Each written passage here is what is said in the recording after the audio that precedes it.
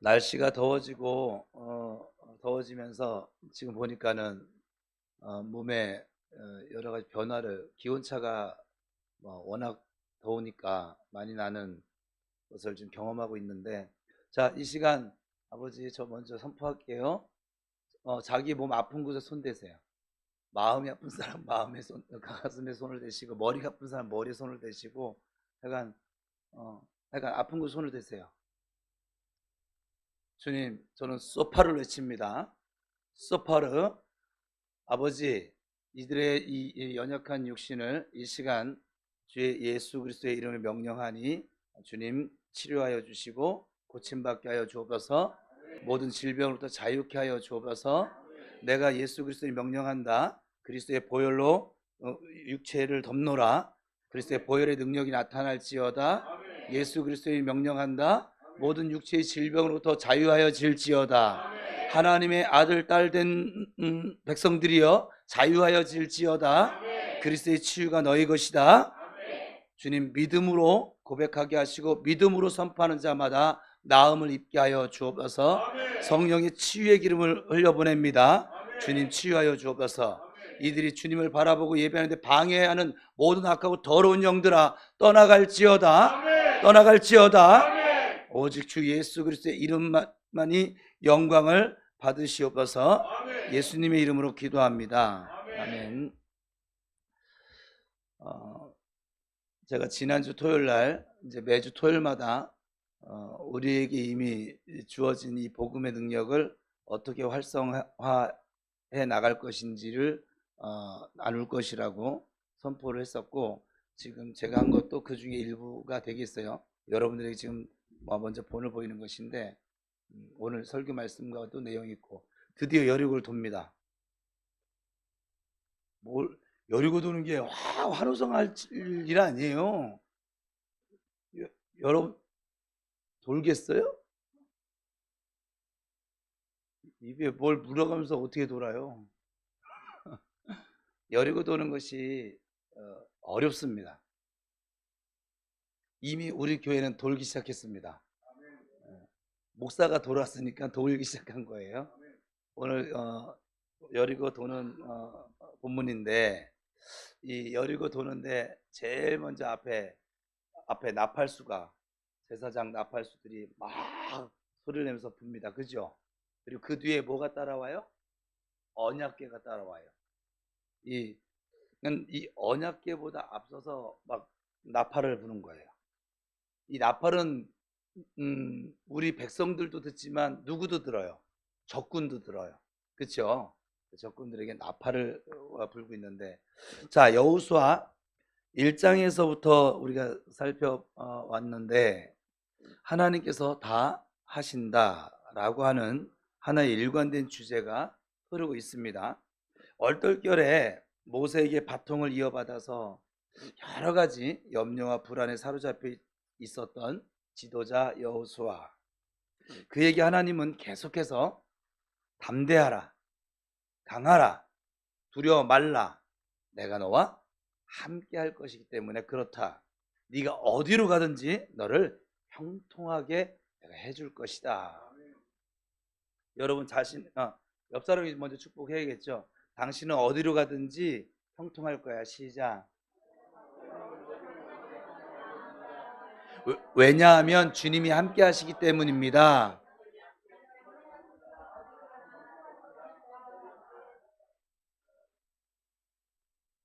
우리가 잘나서도 아니고, 우리가 운동을 많이 해서도 그렇고, 우리가 성격이 좋아서도 아니고, 주님이 함께 하시기 때문에 어디를 가든지 형통하게 될 것인 이유가 뭐냐면, 우리가 하나님의 아들이요 딸이기 때문에 그래요. 다른 이유는 아무것도 없어요. 여러분, 우리나라는 대통령이 별로 위험이 없어서, 대통령 아들이 어디를 가든지 대통령 아들인 신분이 밝혀지면 어떨 것 같아요? 주변에서 대우가 막대하겠죠. 그죠? 달라져요, 대우가. 제가 요즘은 하나님이 좀 그래도 좀 높여주시는지, 제가 어디를 가든지 목사로서 대우를 받게 하세요. 나이가 많으시, 이번에 이제 82세 어르신을 만나고 온 건데, 아주 이 어르신들이 제가 안아드리면 참 좋아라 하시네요. 별로 이렇게 까무잡잡한데 좋아라 하시고, 거기 가서도 우리 교회에서 하던 거랑 똑같이 했으니까. 근데 어디를 가든지 주님께서 함께 하시니까 정말 여러분 그거 아세요? 주님이 담대하라 강하라 두려워 말라 이 말씀 주신 것처럼 어디를 가든지 제가 두려움이 없어져 가고 있어요. 저도 사람이지라 두려울 때가 있어요. 그런데 두려움이 점점 없어지고 있어요. 이번에 다녀와서 여리고 돌면서 또 두려움이 없어졌고, 이제 한 바퀴 돌았네요. 이제 여러분들도 제가 돌았으니까 뒤따라오면서 돌겠죠. 뭐 제가 할례를 당하니까 여러분들도 할례 다 당했고, 제가 요단강 들어가니까 다 따라서 들어왔었잖아요. 아유 참 경의를 표합니다. 이제 여륙을 돕니다. 여륙을 돌고 있어요. 여륙을 돈다는 것은 우리의 모든 이성이 파괴되지 않으면 돌 수 없습니다. 수없이 얘기하는데 여리고 못 돕니다. 믿음이 없으면 나열을 가지고는 여리고를 한 바퀴도 못 돕니다. 이 가운데도 이제 한 바퀴도 못 도실 분이 있을런지는 모르겠지만 그런 분 없기를 축복합니다. 따라서 도세요. 그냥 힘들어도 형통케 하실 거야. 주께서 함께 하시고 있으니까 잘 될 거야. 주께서 복 주실 것이니까. 나는 이미 아쉬레야. 따라합시다. 나는 이미 아쉬레야. 옆 사람도 축복해요. 당신은 이미 아쉬레입니다.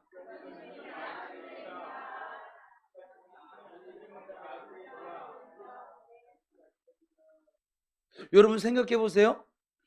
우리가 이미 아시레라고 하는 증거가 성경에 뭐 곳곳에 나타나는데, 그 중에 가장 큰 강력한 증거, 예수님이 날 살리자고 생명을 버리셨어요. 이거보다 더 큰, 김순예님, 우리 순예님 위해서 누가 죽어줄 사람이 있을까요? 이 땅에? 없지요. 아버지 하나님을 얘기하는 거죠. 육신의 아버지 얘기하는 게 아니라, 오 루야 할렐.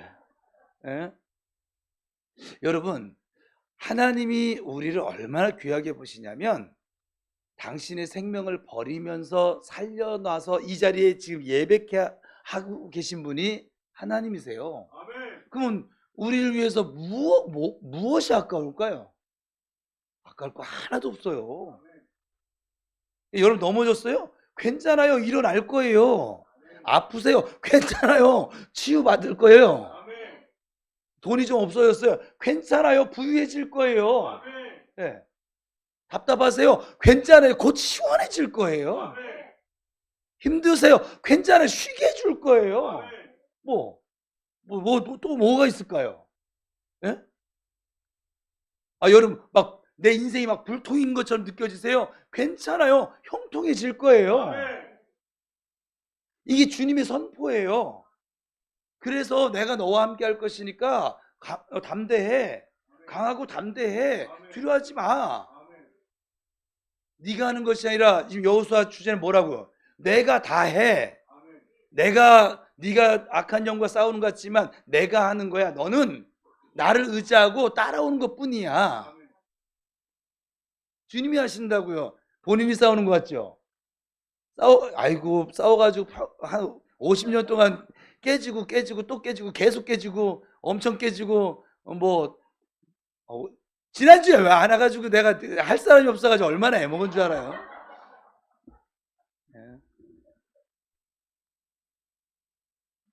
친구가 안 오면 안 되죠. 자, 그런 가운데 보세요. 이 여리고성을 돈다고 하는 것은 두려움이 찾아와요. 일단 생명이 걸려져 있어요. 적군의 적진에 가서 아무 무기도 없이, 아무런 방패도 없이 그냥 돌래요. 그것도 나 여기 있어 하고 나팔을 불면서 돌래요.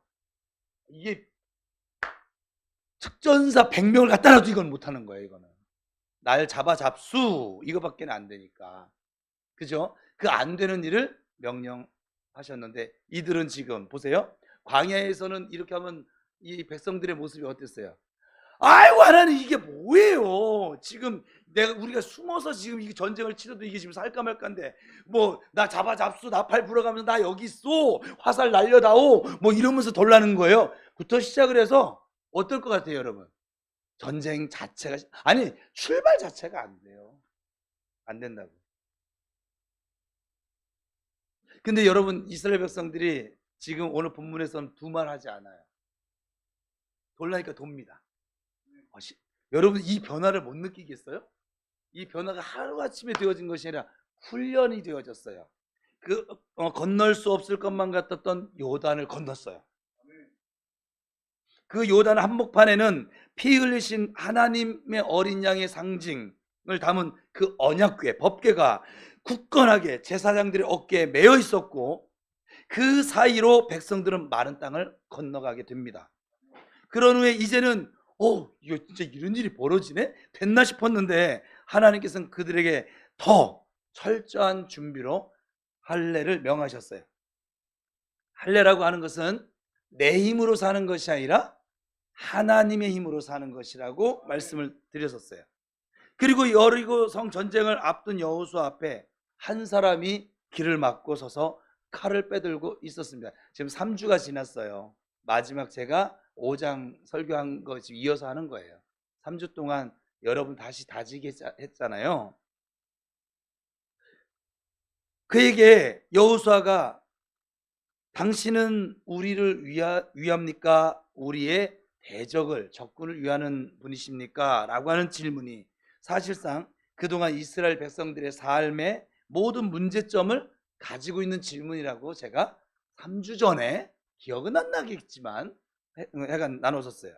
이 질문에서 우리는 그동안 이스라엘 백성들이 왜 40년의 세월을 방황하며 돌아다녔는지 알 수 있었습니다. 여러분들도 마찬가지예요. 주님, 이렇게 하는 게 나에게 유익이 될까요? 아닐까요? 이건 뭐냐면 여전히 중심이 누구예요? 나예요. 하나님, 이거 이렇게 하는 것이 내게 좋은 일이에요? 나쁜 일이에요? 물을 필요가 없어요. 하나님은 언제나 여러분에게 가장 좋은 길로 그리고 완전한 길로 이끌어 가시는 선하고 인자하신 여러분의 아버지심을 믿으시기 바랍니다. 이 질문 자체는 뭐냐면 아직도 광야에서 나요 나요 나요 하며 살아가는 그 모습일 수밖에 없다 이 말이에요. 그래서 이것은 가나안 땅에서 삶을 시작하기 전에 아주 뿌리채 뽑혀야 하는 아주 중요한 이스라엘 백성들이 안고 있었던 문제점이었습니다. 지금 이 자리에도 이 문제점을 여전히 지니고 있는 사람이 있을 수 있겠죠. 여전히 내 중심으로 이기적으로. 여러분 제가 이렇게 표현하면 어떨까 모르겠는데 예수를 믿는다는 건 이기적으로 살 수 없다는 걸 이기적으로 산다는 걸 포기한 사람들인 거예요. 예수를 믿는데 이기적이다. 예수를 안 믿는 거예요. 어떻게 이기적일 수가 있어요? 예수님은 내가 믿는 예수님이 한 번도 이기적인 적이 없으신데 그 예수님을 따르면서 내가 어떤 방법 좀 가르쳐 줘 보세요. 예수를 믿는데 이기적으로 살 수 있는 방법. 그거 아세요? 예수를 정말 구주로 믿잖아요. 그 사람이 성품이 어땠든 기질이 어땠든 그는 그 이후의 삶이 AD의 삶이 이타적으로 바뀔 수밖에 없어요. 그래서 섬기는 거예요. 그래서 헌신하는 거예요. 그래서 봉사를 하는 것이고 박순열 권사님이나 김정남 집사님이나 최현옥 사모나 저 이번에는 은우 왜 왔는지 모르겠어요 정말. 청소년부 대표로 이들은 바보라서 이 더위에 가서 봉사하러 갔을까요? 바보가 아니에요. 보세요. 얼굴 보세요. 똑똑하게 생겼잖아요 지금. 하나님께서 가라 명령하시니까. 지금 오늘 보면 돌라 명령하시니까.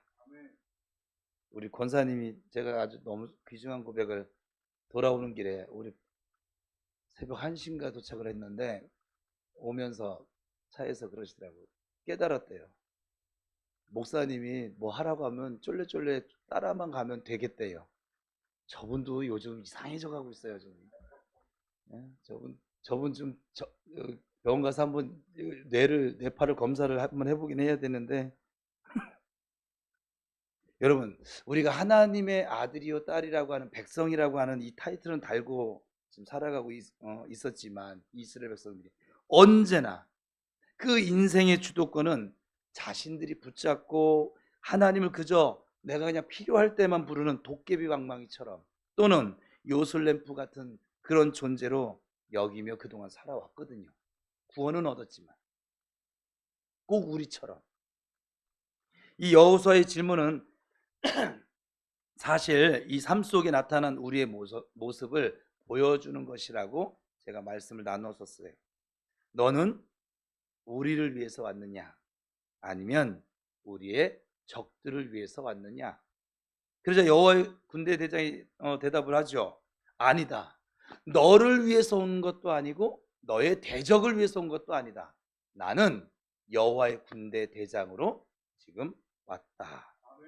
그러니까 지난 시간에 이 여호와의 군대라고 하는 것이 그 정체가 무엇인지 살폈었어요. 기억을 잘 떠올려 보세요. 들은 적 있을 거예요. 뭐 3주밖에 안 지났는데, 뭐 3년 전도 아니고. 출애굽기 12장을 통해서 그 군대는 이스라엘 공동체, 그러니까 예수 믿는 사람들의 공동체, 우리로 따지면 부평우리교회 성도들라고 말하고 있음을 알게 되었다고 했어요. 그래서 하나님께서 이제 칼을 빼들고 생사를 건 결단을 요구하시는 것이지요.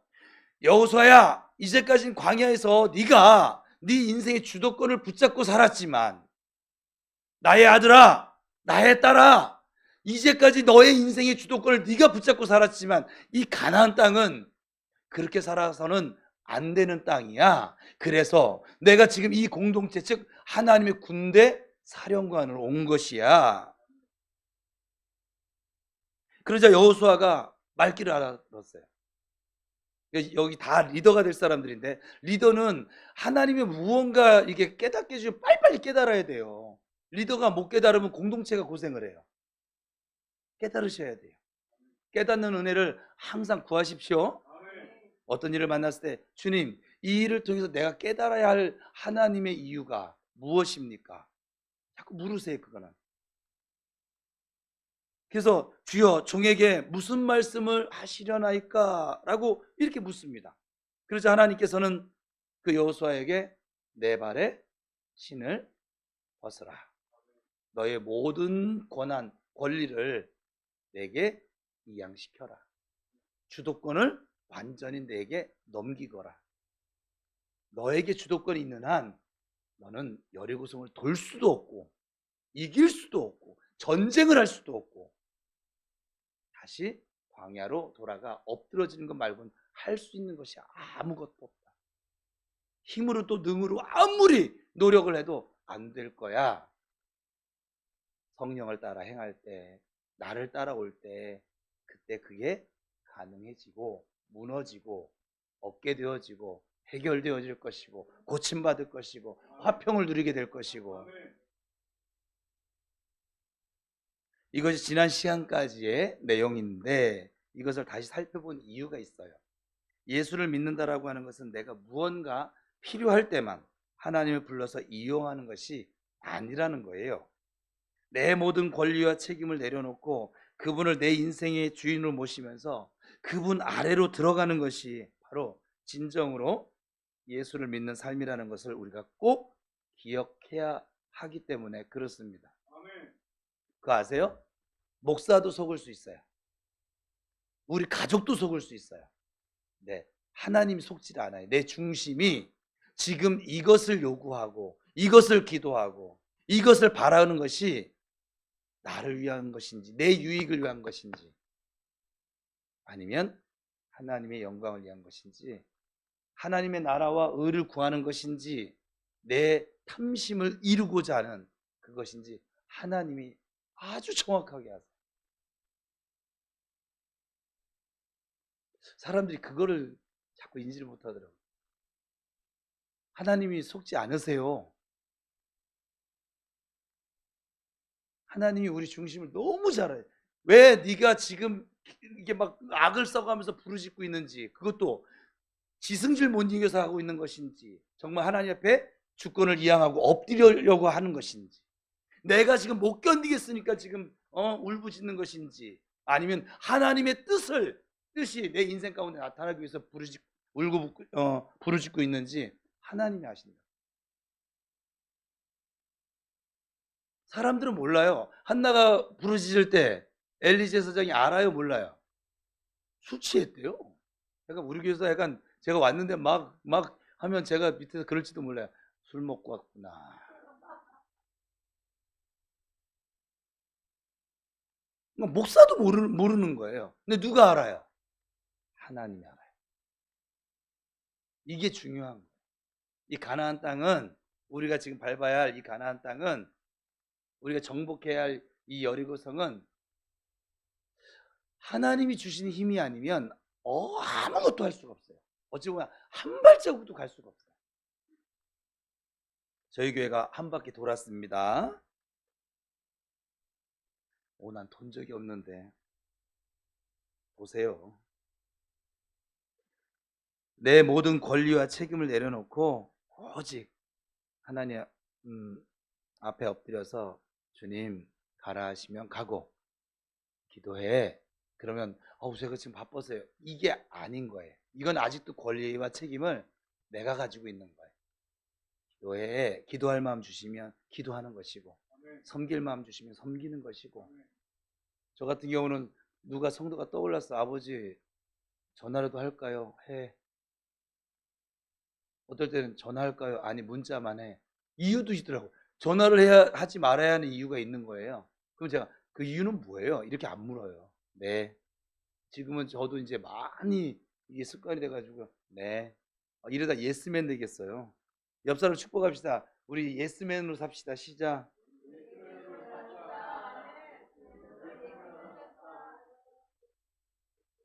주 안에서 언제나 아멘으로 살아가시길 축복합니다. 주께서 그 아멘하는 그 믿음의 고백대로 되어지는 은혜를 주실 것입니다. 드디어 난궁불락의 요새 여리고성 앞에 이들이 섰어요. 얼마나 두려웠을까요? 고고학자들의 자료에 의하면 이 여리고성은 높이가 한 8m, 그리고 두께는 무려 한 6.8m니까 한 7m? 그러니까 뭐 어마어마한 두께인 거예요. 이건 대포를 쏴도 무너지지 않는 두께라고 학자들은 얘기합니다. 그리고 그 시대예요. 이 여리고성이 있는 곳은 또 그 지대가 높은 지역입니다. 사실상 그러니까 우리 인간의 힘으로는 무너뜨릴 수 없는 성벽이에요. 그런데 본문 1절은 이렇게 말씀하죠. 같이 읽습니다. 시작. 이스라엘 자손들로 말미암아 여리고는 굳게 닫혔고. 세계 전쟁사를 보면 수많은 전쟁의 명장들이 있거든요. 근데 그들이 그 명장이 명성에 오르게 된 전략의 출처와 근거를 살펴보면 뜻밖에도요, 바로 이 여호수아 6장에서 11장에 나타난 이 전쟁의, 여호와의 전쟁의 원리를 실전에 적용한 경우가 매우 많습니다. 그 중에 우리가 잘 아는 인물이죠. 나폴레옹, 대표적인 경우래요. 근대 전쟁에서 에드먼드 알렌비라고 하는 이 영국의 유명한 사령관은 자기 이름을 붙인 알렌비 전략이라고 가지고 가는 곳마다 승리했는데, 그 전략의 출처가 바로 여호수아서 6장에서 11장까지라고 합니다. 이렇게 세계 전쟁사에서 화제가 될 만큼 여리고는 아주 무너뜨리기 힘든 그런 성이었습니다. 그럼에도 이 성은 가나안이라고 하는 땅에 들어가기 위해서 반드시 무너뜨려야만 하는 그런 성이기도 했습니다. 우리 인생에도 이 여리고성과 같은 문제덩어리가 있을 수 있지요. 도저히 내 상식, 내 이성, 내 판단으로는 죽었다 깨어나도 해결할 수 없는 문제들을 말을 하는 것이에요. 그런데 하나님은 우리를 이 여리고성 앞에 세우십니다. 도망치게 하지 않고 피하지 않게 하고 세우십니다. 그리고 당신이 직접 칼을 빼들고 우리의 대장으로 오셨습니다. 그런데 하나님께서 우리에게 전략이라고 내놓으시는 것은 사령관으로서 어떤 놀이를 막 연상할 수밖에 없도록 하셨습니다. 오늘 본문 2절입니다. 시작.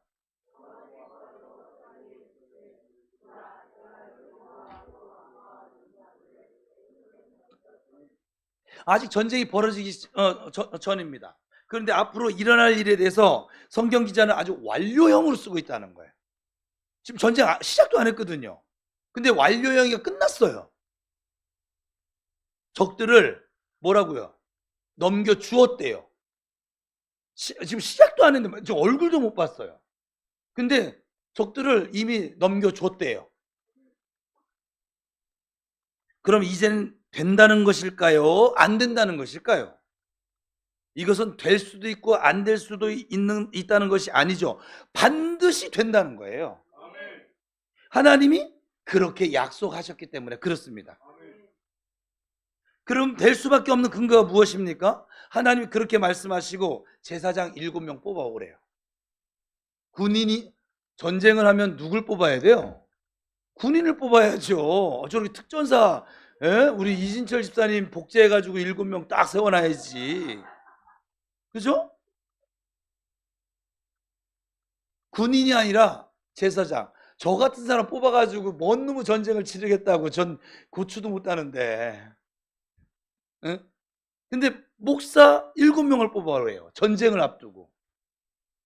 그리고는 그들을 앞에 세우고 그 제사장들로 하여금 양각 나팔을 불게 하십니다. 그리고 나팔 부대 뒤에는 언약궤를 맨 제사장들을 배치했어요. 그들 뒤에 하나님의 군대라고 지금 칭해진 백성들을 세우십니다. 여러분, 이것이 전쟁을 준비하는 배치가 될 수 있을까요? 누가 봐도 이건 전쟁을 하겠다는 모션이 아니잖아요. 제스처가 아니잖아요. 제일 앞에 7제사장으로 구성된 나팔수가 서 있습니다. 뒤에서 민수기를 통해서 이제 확인해 볼 건데, 구약 성경에서 나팔을 불 때는 2가지 단어를 써요. 하나는 하초츠라라고 하는 단어예요. 하초츠라. 하초츠라는 잊어버려도 상관없어요. 이건 뭐냐면 말 그대로 전쟁 개시예요. 야, 한판 붙자. 오, 우리 사극에서 이렇게 전쟁할 때 보면 나팔 불거든요. 전쟁 시작하기 전에 모든 백성들에게 알리고 상대방에도 전쟁하자. 덤벼. 야, 옷 벗고 덤벼. 야, 멱살 잡고 덤벼. 야, 총 들고 와. 칼 들고 와. 이게 하초츠라예요. 그러니까 상대에게 지금 이제 싸움을 이제 알리는 것이죠. 하초츠라예요. 나팔을 분다고 할 때 보편적으로 사용하는 단어가 이 하초츠라예요. 말 그대로 전쟁해. 나와. 붙자. 한판 해. 근데 이 단어의 2번째 단어는 소파르. 제가 한동안 제 카톡 닉네임에 소파르라고 썼었는데 지금은 좀 바뀌어지긴 했는데 다시 써야겠죠? 왜? 나 지금 전쟁할 거니까. 소파르는 뭐냐면 이미 이 땅에 평화가 왔어. 이게 지금 언제 하는 거라고요? 전쟁 시작도 하기 전에 지금 이 말을 한 거예요. 이미 이 땅에 평화가 왔어. 여러분들이 소파를 외치면서 나갈 때 여러분이 가는 곳곳마다 주님의 평화가 임하기를 축복합니다. 이미 평화가 왔다라고 선언하는 거예요. 신기하죠? 그런데 오늘 본문에서는 이 하초츠라라고 하는 단어를 쓴 것이 아니라 소파르라고 하는 단어를 썼습니다. 여리고성이라고는 요새 앞에서 이 전쟁의 개념과는 전혀 상관이 없는 이 소파르라고 하는 단어를 쓴 것이죠. 이것은 전쟁을 하겠다는 것이 아니에요. 이미 평화를 선언해버린 거예요. 여기에는 아주 중요하고 놀라운 구원의 메시지가 담겨져 있거든요. 이 나팔 부대 뒤에는 언약궤를 맨 제사장들이 서 있습니다. 이 언약궤는 하나님의 임재를 상징한다고 그랬어요. 이 배치는 전쟁을 위한 작전도 아니고 전쟁을 피하기 위한 어떤 것도 아닙니다. 이것은 넓은 의미에서 제사를 보여주고 있는 거예요. 민수기 10장 7절에 8절인데 같이 읽어봅시다. 시작.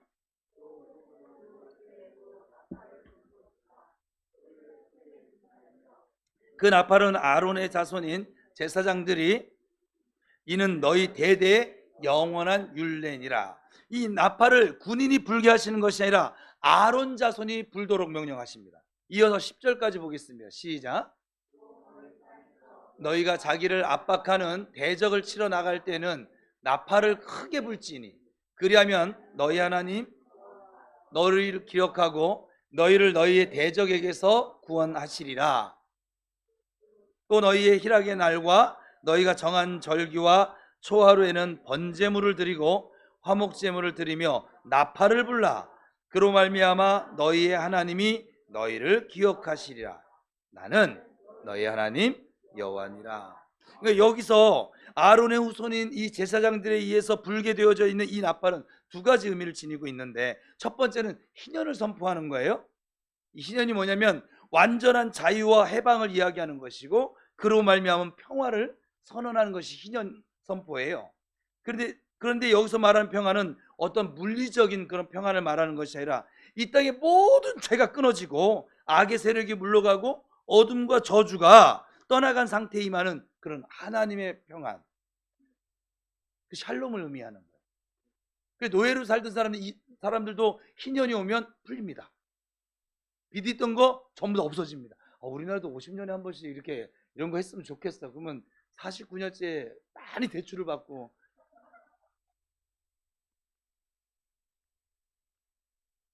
아버지, 머리가 이렇게 돌아요. 예수 그리스도께서 이 땅에 육신의 몸을 입고 오실 때 천사들이 이렇게 찬양을 했거든요. 읽어봅시다. 지극히 높은 곳에서는 하나님께 영광이, 땅에서는 하나님이 기뻐하신 사람들 중에 평화로다. 여기서 말하는 평화는 물리적인 것이 아닙니다. 어린 양이신 예수 그리스도가 이 땅에 육신의 몸을 입고 오실 때 임했던 평화는 아주 근본적인 평안입니다. 우리 영혼이 모든 죄악의 사슬로부터 자유케 되는 평안, 흑암의 권세에 눌려 신음하고 있던 백성들에게 자유를 선포하는 평안, 바로 완전한 평안을 말합니다. 많은 염려와 근심과 걱정에 매여 사는 사람들이 있지요. 그런데 정체를 파헤쳐보면 결국 뭔지 아세요? 죄의 문제에 부딪히게 됩니다. 겉으로는 아무리 평화롭게 보이더라도 어린 양 예수 그리스도의 대속의 죽음에서부터 비롯된 평화가 아니면 그것은 진짜 평안이 아니라 이 말이에요. 내 인생에서 예수 그리스도의 보배로운 대속 사건을 어느 날 막 천둥이 빵 치는 것처럼 맞닥뜨린 사람, 그 생명을, 예수의 생명을 경험하게 된 그 사람에게는 그 이후부터 AD의 삶은 모든 삶의 원리가 달라지고 또 보는 이 시야도 영안이 열리니까 달라지는 순간을 만나게 됩니다. 이 십자가의 사건으로 인해서 내 가슴 깊은 곳에 마치 여리고성과 같은 죄악의 도성이 아주 무너지는 바로 그날 그 사건이 일어나게 됩니다. 그러면 온전한 평안, 완전한 자유가 임하게 되는 것이지요. 이 자유와 평안을 경험한 사람은 담대해지고 두려움이 없어집니다. 진리가 너희를 자유케 하리라. 이러한 선언을 하는 것으로 나팔을 부는 거예요. 소파를. 전쟁을 하겠다는 의미가 아니라 어린 양이신 예수 그리스도의 보배로운 대속의 죽음을 통해서 이 도성에 드디어 진정한 하나님의 통치가 시작되었다고, 하나님의 다스림이 이 도성에 시작되었다라고 선언하는 것이 소파르입니다. 영적 전쟁을 그리스도께서 친히 홀로 하신다는 의미가 되겠지요. 우리는 그분의 뒤를 오직 믿음으로, 감사와 순종으로 쫓아가면 되는 것입니다.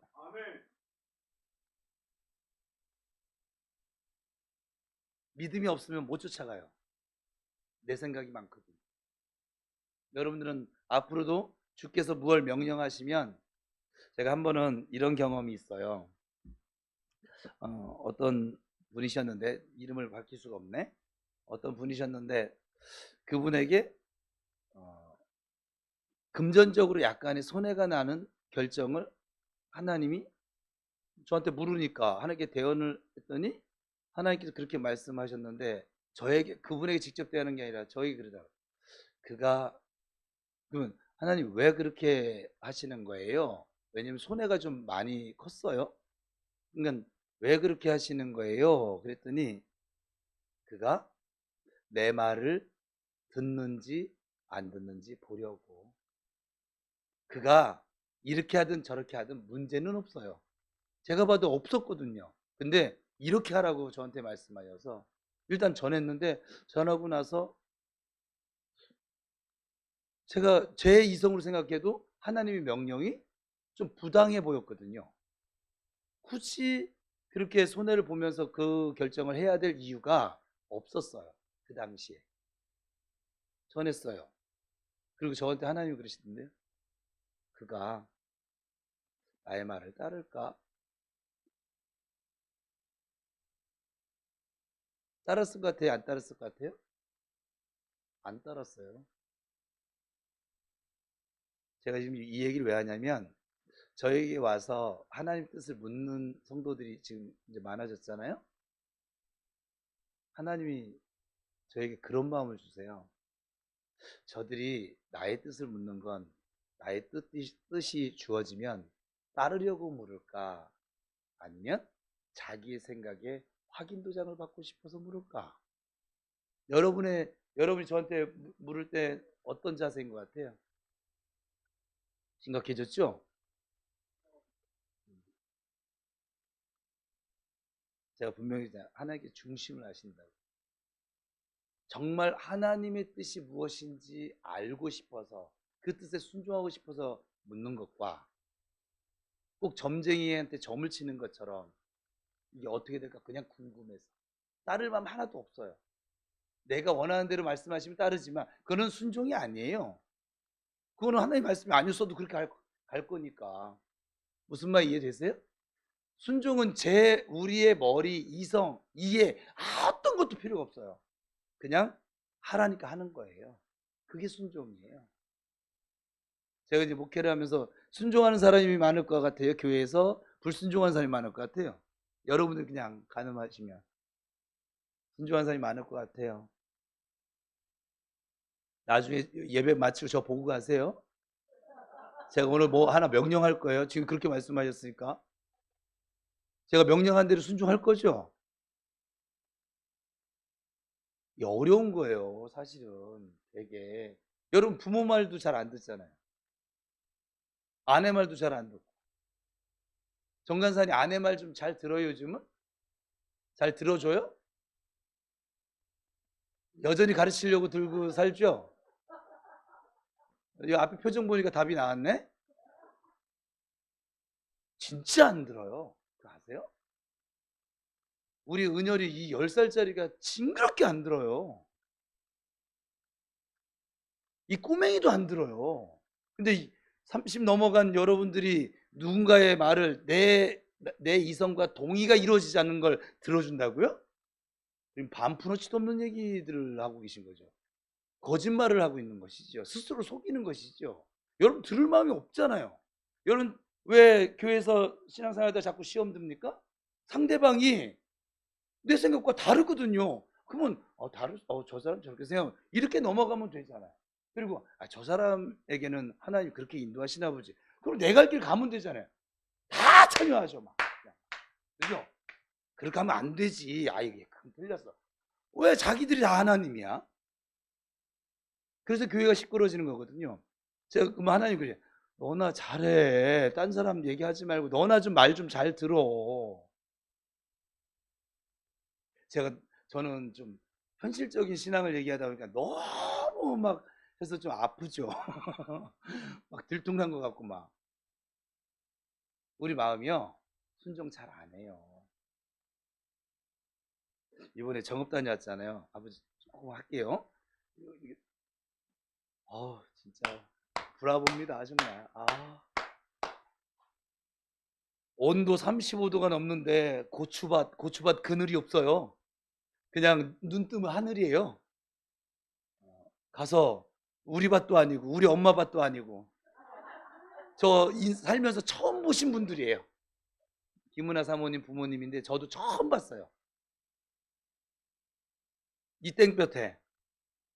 그리고 제가 전날 월요일날 내려갔으니까는 주일날 저녁에 일기예보를 이렇게 많이 본 적도 없어요. 사실은 좀 바뀌어라 제발.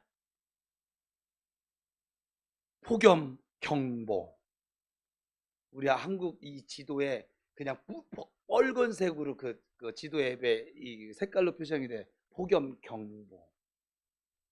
저는 버틸 것 같은데 사실 저도 좀 겁이 났긴 했는데 우리 앞에 육자가 들어가신 분들, 이 형님, 이 누님, 이분들 저 고추밭에서 따다가 쓰러지면 이거는 은혜도 안 되고 덕도 안 되고 이거 그래서 하나님께 아버지 이거 꼭 가야 돼요? 가. 가라고 하니까 저 갈게요. 내가 거부할 방법이 없어서 가라고 너무 명확하게 얘기해서 얼마나 제가 근데 가서 딱 고추밭에 내가 앉는 순간에 쓸데없는 고민하고 있었구나. 내가 며칠 동안 바보처럼 주님이 가라 하면 하나님이 비를 몰고 오든지 구름을 세우시든지 구름 기둥을 주시든지 뭐라든지 알아서 할 일인데 25도에 일했어요. 여기 뭐 38도 올라갔다고 하는데 저 25도였습니다. 온도 봤더니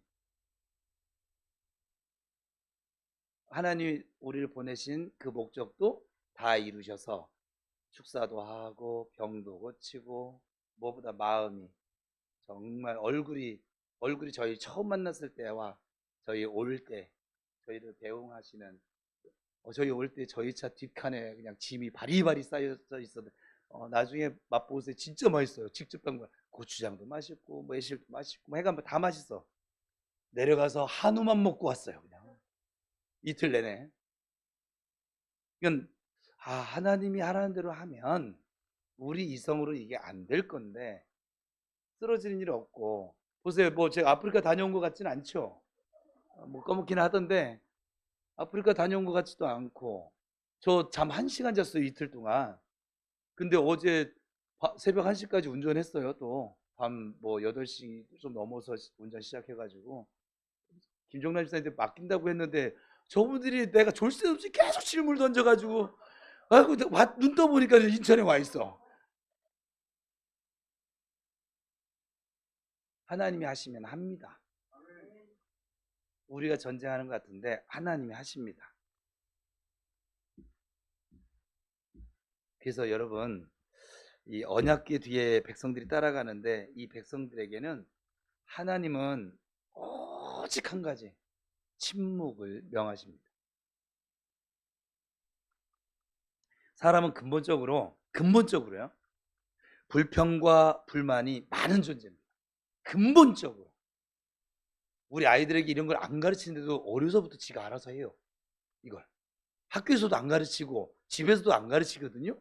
근데 어디서 배워오는지 이 불평과 불만이 입에 붙어요. 욕도 붙어요. 이기적인 것도 붙어요. 내꺼 하는 것도 붙어요.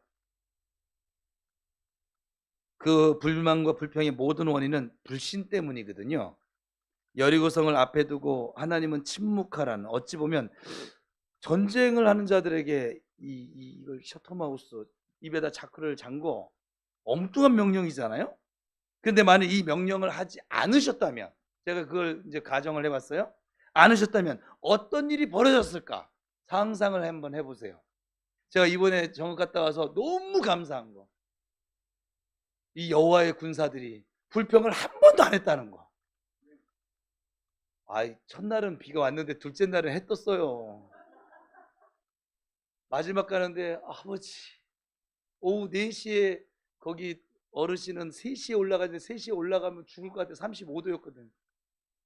막 문 밖을 집 밖을 막 나갔는데 이미 이 공기가 우리 김종래 선생님 고기 사러 잠깐 가는데 막 숨이 막힐 정도로 아버님 오늘 무조건 끝냅니다. 저 약속한 거 지킵니다. 4시에 갑시다. 근데 그 아버님이 어른들이 말 안 들어요. 자기가 전문가니까. 근데 들어줬어요. 왜 들어줬을까요? 저 목사님이 한다면 하더라고. 그랬대요 정말. 그래서 들어서 4시에 나갔는데 4시 나갔는데도 또 올라가면서 저 고추밭까지 좀 걸어서 올라가면서 아버지 도와주세요.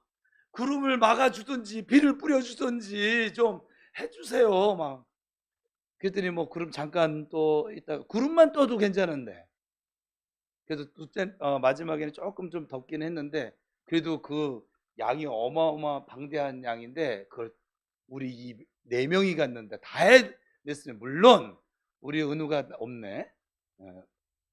은우와 예율이가 그 일을 안 하는 아이들이 막 땀 삐질삐질 흘려가면서 청소년부 회장과 회원이니까 그래서 2시간 만에 그걸 다 끝내버리고 내려왔어요.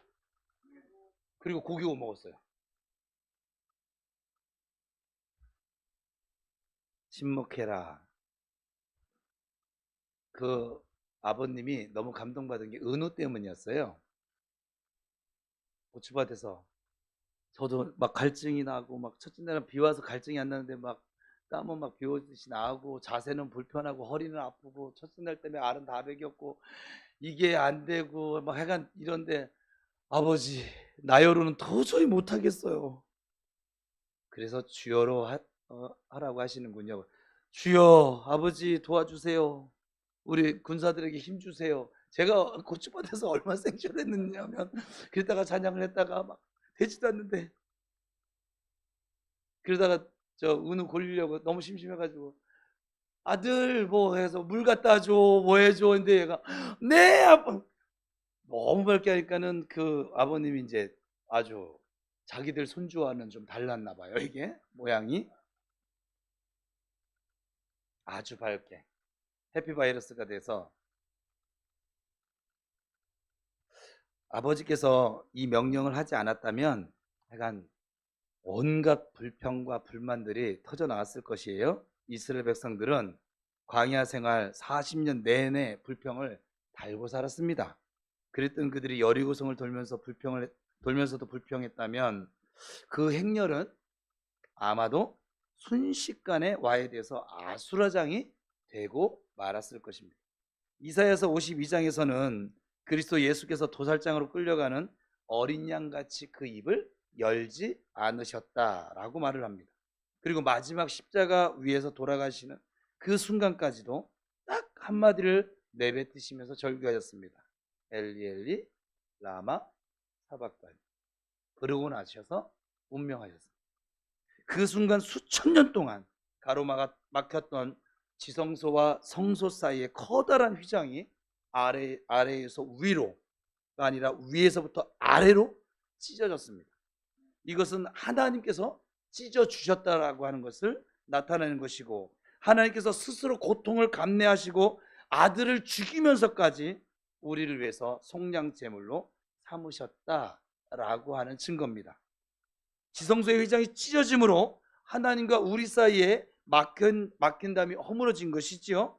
순종하며 끝까지 침묵으로 성을 돌았던 자들만이 이 비밀을 알게 되었겠지요. 요한복음에 가나 혼인 잔치 사건이 나와요. 예수님이 공생애를 시작하시면서 첫 번째로 베푸신 기적이거든요. 이 가나 혼인 잔치가 요한복음 2장에 나옵니다. 1절부터 11절까지. 근데 예수님이 이 가나 혼인 잔치 초대를 받아 가셨어요. 결혼식은 한 남자와 한 여자에게 일생일대에 가장 기쁘고 축하받을 일입니다. 유대인들은 이 기쁨의 상징으로 신랑 신부가 빠지는 한이 있더라도 그 잔치자리에 포도주는 빠져서는 안 될 만큼 아주 중요하게 생각한 것이 포도주예요. 전라도에서 홍어가 잔치에서 빠질 수 없는 것과 같은 이치라고 할 수 있겠죠. 근데 이 잔치자리에서 포도주가 떨어졌죠. 잔치가 중단될 위기에 처하게 됐습니다. 잔치가 중단되자 예수님의 어머니 마리아가 예수님께 포도주가 떨어졌다고 말을 합니다. 그래서 예수님이 아주 정색을 하죠. 예수께서 이르시되 여자여 나와 무슨 상관이 있나이까, 내 때가 아직 이르지 않았습니다. 어머니 요청을 안 들어줄 것처럼 하셨지만 결국은 예수님은 들어주시죠. 우리가 아는 것처럼. 여기 아주 역설이 담겨져 있는데, 마리아는 예수님의 비범함을 아시고 그 정도 기적은 충분히 할 수 있을 것이라고 믿었습니다. 그러니까 그렇게 얘기했겠죠. 그래서 아들에게 부탁을 한 것입니다. 근데 이 아들이 거절을 했습니다. 거절 속에는 이런 의미가 있는 것이죠. 어머니, 아무리 존경하는 어머니 부탁이더라도 나는 내가 이 땅에 온 이유가 이런 육적인 빵의 문제를 해결하기 위해서 온 것이 아닙니다. 내가 이 땅에 온 목적은 죽은 영혼을 살리기 위해서, 내가 그들을 위해 죽기 위해서 이 땅에 온 것입니다. 대속물로. 그러나 예수님은 끊어진 잔치를 회복시키기 위해서 물로 포도주를 만드십니다. 포도주를 만든다는 것은 어머니의 요구에 응하는 차원이 아니라 자신이 무엇 때문에 이 세상에 왔는지를 상징하기 위해서였습니다. 포도주가 잔치자리에 나오자 사람들이 놀라면서 막 반응을 하죠. 야, 무슨 놈의 잔치집이 처음에 좋은 포도주를 내고 취할 정도가 되면 맛이 떨어지는 포도주를 내놓는데 이 집은 어떻게 나중에 나온 포도주가 더 맛있어? 이것이 기독교의 생긴 거예요. 기독교는요, 여러분 믿음 생활은 갈수록 좋아지는 거예요. 겉사람은 후패한데 속은 날마다 새로워지는 게 기독교예요. 이제 중단되었던 잔치가 다시 회복됐습니다. 그 포도주는 장차 예수님이 흘려야 할 십자가의 피를 상징합니다. 단순히 이 땅에 기적을 행하기 위해서 온 것이 아니다라고 하는 것을 보여주시는 사건이에요. 근데 이 사건에서 우리가 놓치지 말아야 할 아주 중요한 내용이 있어요. 이 기적의 비밀을 누구만 알고 있어요? 성경에서는 물 떠온 하인만 알더라 이렇게 말을 합니다. 신랑도 몰라, 신부도 몰라, 하객들도 몰라, 예수님 어머니 마리아도 몰라. 오직 예수님과 그 예수님 명령대로 순종했던 물 떠온 하인만 압니다. 하인들이 포도주를 떠서 상에 내었습니까? 아닙니다. 그저 순종하며 물을 떠다 놓은 것이거든요. 예수님이 하인들에게 물을 떠서 갖다 주라고 했을 때 술을 찾는 사람들에게 물 떠서 갖다 주면 혼날 텐데요. 하지 않고 아무 말 하지 않고 침묵함으로 물을 떠서 갖다 주었어요. 바로 이것이 신앙입니다. 우리가 따라야 할 삶의 원리이기도 합니다. 이 물이 변해서 포도주가 되었습니다. 이 견고한 성 여리고성이 무너져 내렸습니다. 이 잔치는 주님이 우리를 위해 죽으심으로 회복되어지는 잔치임을 나타내는 것이에요. 그래서 그 결론에 보면 제자들에게 믿음을 주기 위해서 이 기적을 베풀었다고, 기적을 베푼 이유를 예수님이 설명하십니다. 성을 하루에 한 번씩 돌라 하나님 명령했을 때 전쟁을 앞둔 병사들 입장에서 보면 말도 안 되는 얘기일 수 있지요. 근데 침묵하면서 끝까지 순종을 합니다. 그들이 순종했을 때 마침내 요새와 같았던 이 여리고성이 허물어지는 기적을 보게 됩니다. 그 현장에 서 있게 됩니다. 하나님은 전쟁에 앞서 양강나풀을 불게 하시고 소파르, 즉 진정한 평안을, 하나님의 평안을 선언하게 하셨습니다. 우리 선포해 볼까요? 옆 사람을 축복합시다. 소파르, 하나님의 평안이 당신에게 이미 임했습니다. 시작.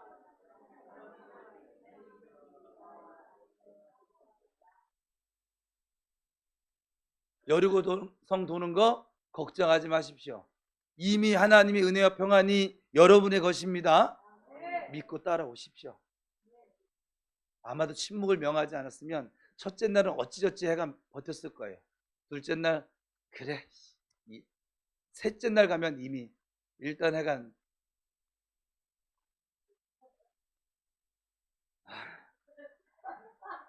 오늘은 그 예로 들고 싶지 않아. 아파. 나 정태호야. 뭐 나 해야지 뭐 어떻게 했어. 난 시험이 안 드니까. 나 이주희야. 나 이씨조선 500년 나 왕가의 자손이야. 막. 응? 아마도 이 3일 제가 이게 근거가 있어. 제가 금식을 해보면 이틀째 밤이 좀 힘들다가 3일째 막 죽을 것 같아요. 이 3일을 건디잖아요. 3일째를. 그러면 그 다음에 4일, 5일, 제가 20일을 금식을 해봤으니까 4일, 5일, 6일 그냥 갑니다. 그 이후에 3일은. 이 첫째 3일이 너무 힘들었거든요. 근데 이걸 버티잖아요. 일주일이 그냥 갑니다. 그리고 또 한 번 고비가 와요. 7일째예요. 이 여리고성 도는 게 의미가 있어요. 지금 우리의 참다가 안 되는 모든, 이 안에 있는 모든 것들이 올라와서 불만을 얘기하고 불신을 얘기하고 불평을 얘기하는 그 기간들이에요. 다. 우리 정간사님이 사람이 좋잖아요. 제가 두 바퀴 돌 때까지는 아무 소리 안 할 것 같기는 해요. 그래도 목사님에 대한 그래도 애정이 있는데 3일째 가면 목사님 이건 아니잖아요. 다시 한번 생각해 보시면 어떨까요? 지금은 아닌 것 같고 내년에 하시죠. 제가 이거요 인터넷 다 뒤져봤는데요. 이건 아니래요.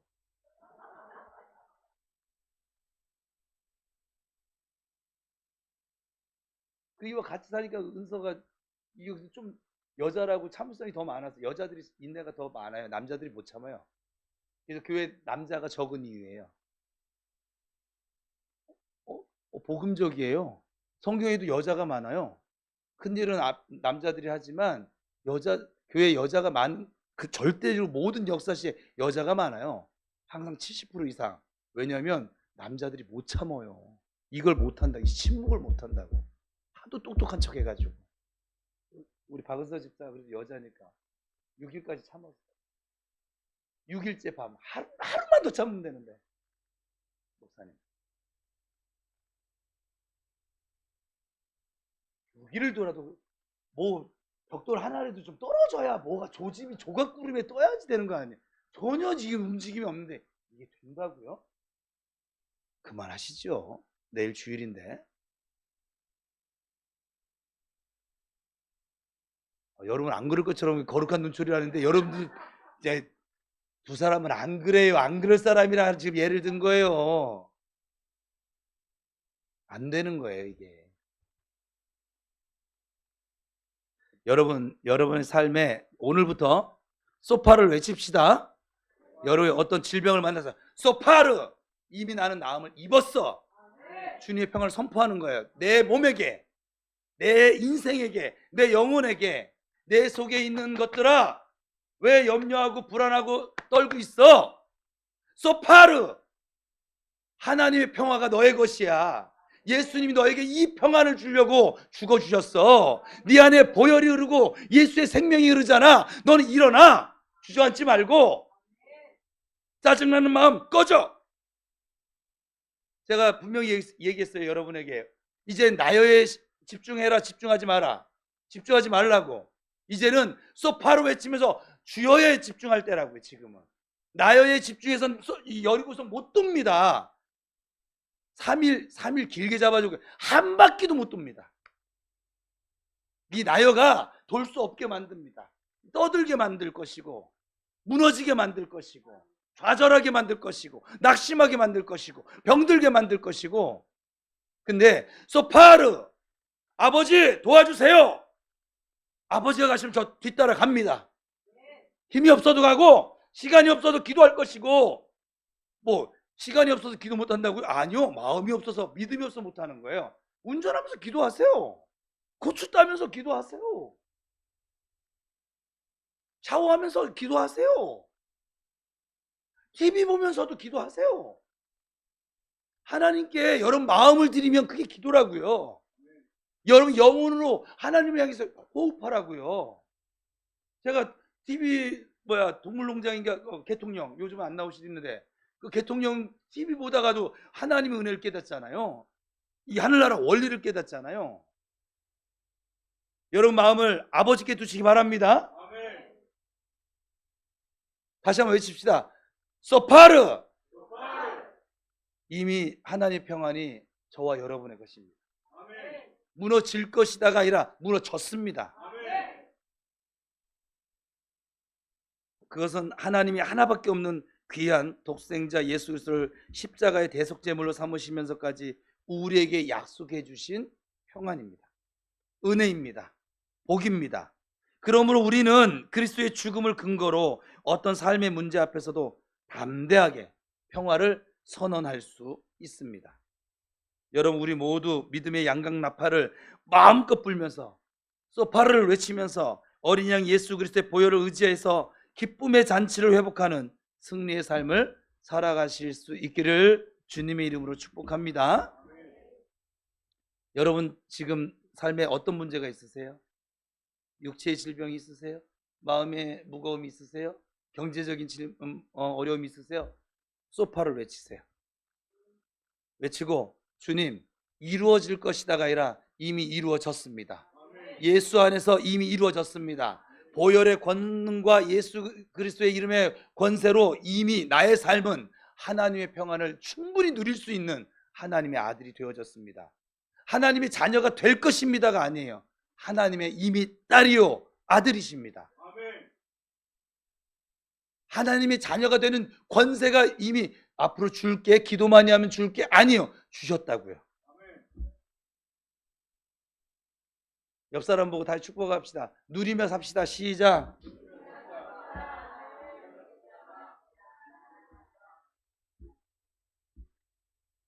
불평하지 마시고 원망하지 마시고 미워하지 마시고 소파를 외치면서 서로 사랑하며 주님 주신 그 은혜와 평안들을 누리며 사는 저와 여러분 될 수 있기를 축복합니다. 기도하겠습니다.